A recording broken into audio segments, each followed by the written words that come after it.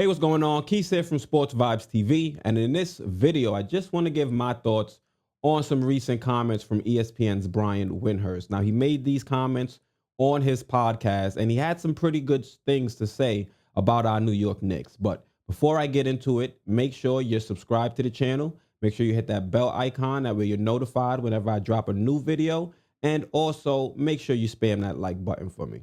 Now, when it comes to Brian Windhorst's comments on his podcast, he said we should not be surprised if we see a superstar request to be traded to the New York Knicks. Now, I know you're hearing this and you're saying, oh, this is the same song and dance. This is what we hear when it comes to the New York Knicks time and time again. What is the difference now? And I would say the difference now is the New York Knicks are showing signs that we are a fully functional organization and that we could be a home for a potential championship contender. And you see that in signs where you have our front office finding diamonds in the rough, like Emmanuel Quickly, with the 25th pick in the first round. You're seeing that with a team that is now currently in what will be the fourth seed, and we're within 2 or 3 games from the third seed.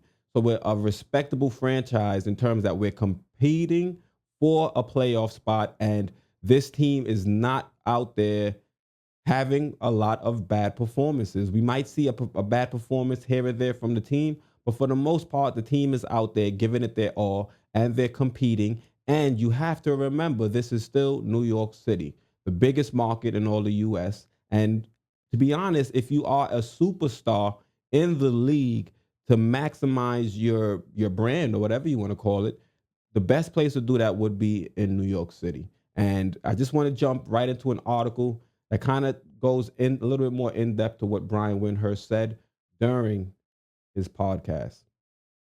So as you can see, this is on Clutch Points. ESPN's Brian Windhorst drops cryptic hints on superstars forcing trade to the New York Knicks. And they start the article with an 18-17 record.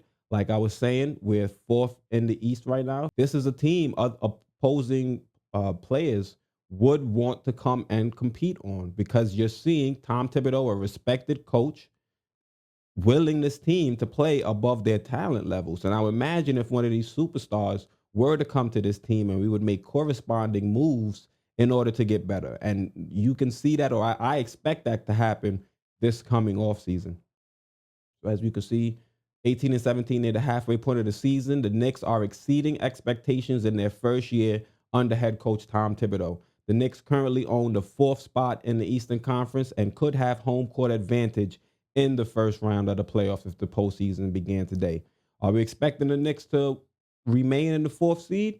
I'm not sure. The second half of the season is a somewhat difficult schedule, but we're supposed to be getting Mitch Robinson back. Taj Gibson will get healthy. That'll give us some more minutes when it comes to our bigs. So I'm expecting us to continue to be competitive for the remaining portion of this season, and we should be in contention for, if not the fourth or the third seed, I think at least we should be in the shot or in reach of either the seventh or the sixth seed. Okay, so as we can see, with New York on track for his first winning season and playoff appearance since the 2012-2013 season, a lot of teams and players around the league have taken notice. In fact, ESPN's Brian Windhorst revealed on his podcast that he believes an all-star caliber player would demand a trade to the Knicks within the next 12 months. So Brian Windhorst is making the prediction that within the next 12 months, somebody's going to request to come to the Knicks. He did not go out on a limb and say who that might be, but Brian Windhorst is pretty connected. He came up with LeBron James over in Cleveland. So I would look at him as a reliable source when it comes to some of the rumblings behind the scenes in the NBA. Like I said, he declined to name a specific player. He cited several reasons as to why players would want to play for the Knicks, from its status as one of the league's biggest markets. I mentioned that. The team's collection of draft picks. I didn't mention that, but I did say that the Knicks have shown the ability to find diamonds in the draft. Now we're going to see if they're able to replicate that, because this coming off season, if we're looking at where we're selecting, I think the last time I checked, we were at 14 and 19, and we're going to have our affairs in order when it comes to scouting.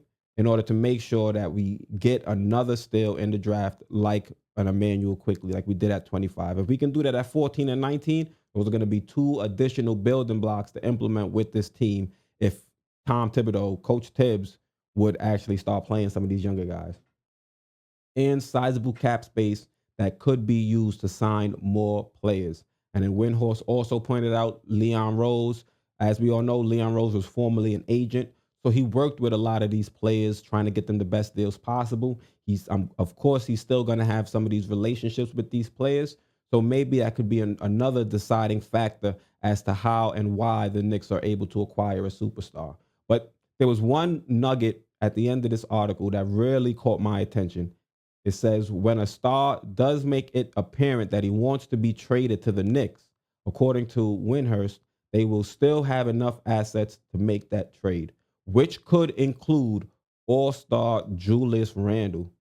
So that kind of threw me through a loop. So it seems like that even though Julius Randle has been performing to an all-star level, or is performing at an all-star level, seeing that he is now selected as a reserve for the all-star, just to think that he could still be open or eligible or available for a trade kind of opened up my eyes. Because, as I've been saying, for the right deal, I personally would trade Julius Randle. And it seems like Brian Windhorst is saying the Knicks could follow a similar path if a superstar decided he wanted to call his home New York. So just wanted to shoot a quick video and just kind of get your thoughts on that situation and whether or not you think the Knicks are going to be a destination a major free agent wants to come to in the next year, basically, is what Brian Windhorst is saying. So let me know in your comments down below. Once again, I'm Keith, host of Sports Vibes TV, and I'm out.